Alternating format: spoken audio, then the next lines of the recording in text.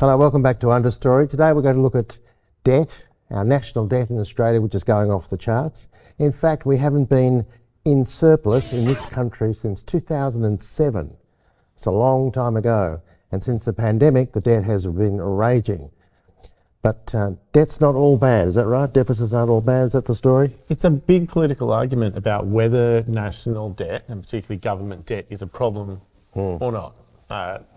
A recent fad was modern monetary theory, where they said there's no problem with the government going into debt and essentially continuing to finance itself off of debt.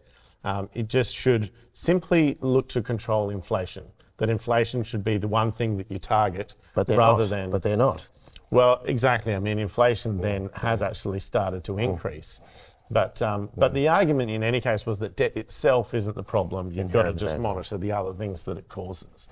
Yeah. So it's a political tiff, you know, whether debt's a bad thing or whether debt's Well, not. the argument there is that you've got debt stimulating economic activity, and you've got a country moving forward. It's got the capacity to pay at some future point. But our GDP is around about 3.5%, 3.5%. In Sweden and Northern European countries, around 6 to 9% average. So we're actually not doing that great. We had a suppressed economy, obviously, through, and as did other countries. But now we've come out of that and we've got 3.5%. So what does that mean? I mean, how do we, if we're not creating the economic value, we can't service the debt. And an interesting thing has happened in Australia. So while a lot of other countries have had different recessions at times, Australia's looked like it hasn't had a recession for something like 30 years. However, if you look at GDP per capita, then we have. It's not too healthy. No. Then we have. In fact, we've gone backwards a few times. And that means that really Australia was keeping its profitability looking positive and looking like it was growing merely by means of bringing a lot of people into the country. It was our high immigration rates made it look like our country was growing and booming. And that's something, of course, that over the pandemic stopped. And we don't know what the new setting for that will be. And also international students and so on, because that was a big earner for this country, and that stopped as well. That came to a dead stop. So here's the thing. We've got a country coming out of the pandemic. They're trying to kickstart the economy again. We've got a slow GDP relative to other countries, which is talked about.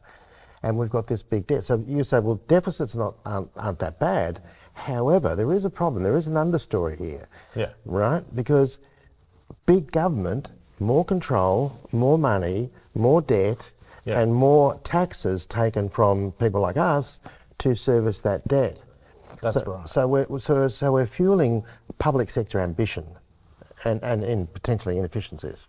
Yeah, that's right. So even before we went into the pandemic, Australia, I think it was 2019, it was going to cost us $17 billion just to service our debt. That's what the government I don't have that on me at the moment, but I can. No. and so that meant, but you think about it, the government, okay, spending $17 billion to pay debt, where does it get that money? The government's only source of money is us. It gets it, if it taxes us, of course, it takes money directly from the people. If it prints money, it takes it from us because our money is devalued by the amount that it prints. And so printing money is, in a sense, kind of like a wealth tax. It devalues everyone's money. That's inflation, which we've discussed.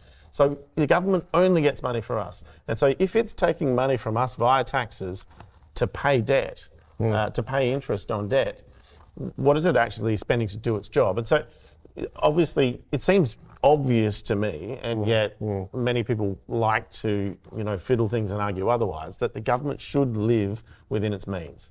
It should tax the amount that it needs to cover its expenses. It's not that complicated. Anything otherwise that it's doing, if it taxes less than it needs, then in the future it's taxing more just to pay interest on what it borrowed. And there's another lurking problem here, which people don't talk about too much. It's one of the issues that they're starting to talk about in the States, which is the unfunded liabilities going forward for an ageing population. We've got a demographic which is ageing, so people are moving on to the pension. They push the pension age back, but how do you fund that? Because those people move out of a productive role into a beneficiary of welfare role, and you've got more of them. So it's the same problem with health insurance, by the way, because you're an aging population, so fewer people to pay for more people who actually need health insurance and health services. And so we've got an impost on the economy of the health sector, but also on the services and on pensions. how do you fund that? Because what they've done in the US is they've raided the cookie jar, the pension fund cookie jar, to meet government debt, to pay this burgeoning government debt. And now the chickens are coming home to roost. I suspect it will be the same in Australia because we follow the US. And so that's what governments have done. They've gone on this, they've gone on this expansionary sort of fiscal policy, and they've printed more money, quantitative easing we talked about. But how do they pay the service? How do they pay the interest? How do they pay the debt? And it transfers to the next generation. So when people talk intergenerational debt, what they mean is basically our kids are going to end up paying for this this extravagance. Because that's what it is. You have to pay it off in the long run. So why can't they live within their means? Why can't they live within their means? Well, I think that is kind of the real understory, because those who promote modern monetary theory, they like to talk about whether debt is or isn't bad, and yet what's happening underneath is they're supporting government becoming bigger and bigger and bigger and controlling more and more aspects of things. Why does the government need that much money?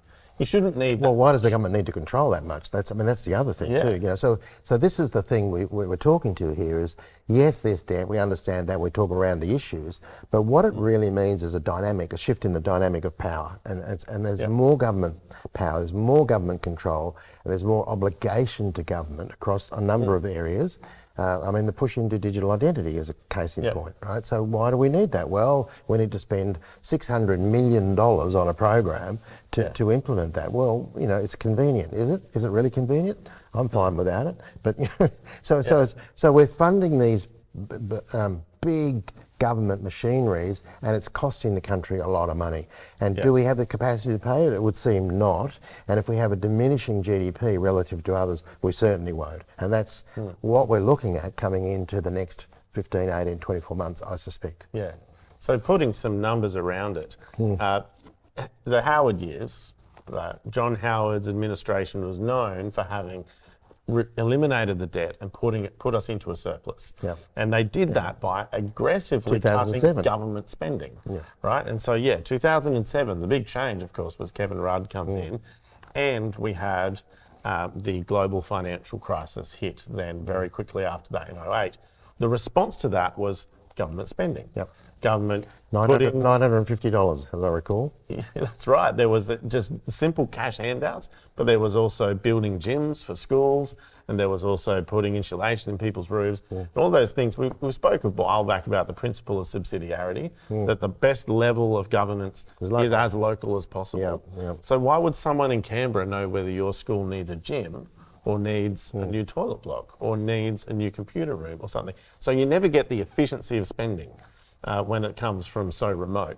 And all that, so we went heavily into debt and we've never pulled out. No, we haven't. And I remember I had some employees at the time, and they, I was saying, you've never been through a recession. The recession came along, Kevin Rudd gave them $950, they all rushed out to JB Hi-Fi and bought Xboxes or whatever, and the money went straight out of the country to China and Japan to those. It was just dumb. And so yes, it stimulated retail, but there wasn't the best use for the dollar. And it's one-off money. It's one-off, which never stimulates as much as continuous, like an increase in your wages, which could happen if you or encouraging someone into an enterprise, or encouraging innovation or whatever.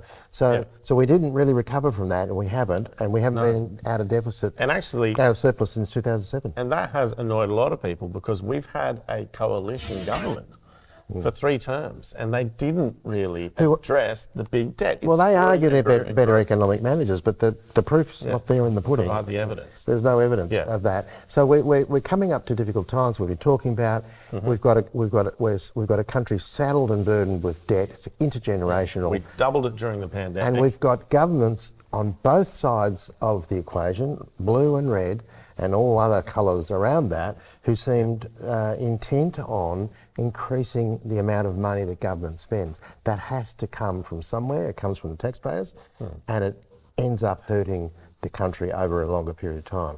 So that's the understory. That's what we need to watch. So what we want is smaller government, more emphasis on enterprise, more emphasis on innovation, more emphasis on employment, and sustainable growth through the economy.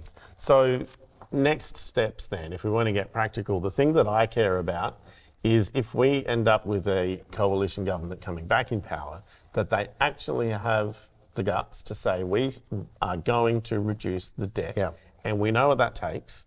It takes reducing the size of government. It's going to mean that we actually There's have been no to appetite. take on the bureaucracy. There's been no appetite, and some of the minor parties, independent parties, were arguing for that. They were pushing for that. But the political class on both sides of the equation, They don't want to take on the they don't want to bureaucracy. take it, and they don't really show a whole lot of vision, and they just compound the debt over the next election cycle, and it snowballs down the hill, and at some point, this comes home, and it's coming home to roost in the US. That's what's happening in the US, Yeah. and I suspect it will come home here. So fasten your seatbelts, folks. Yeah, so things are happening. Thanks for being with us.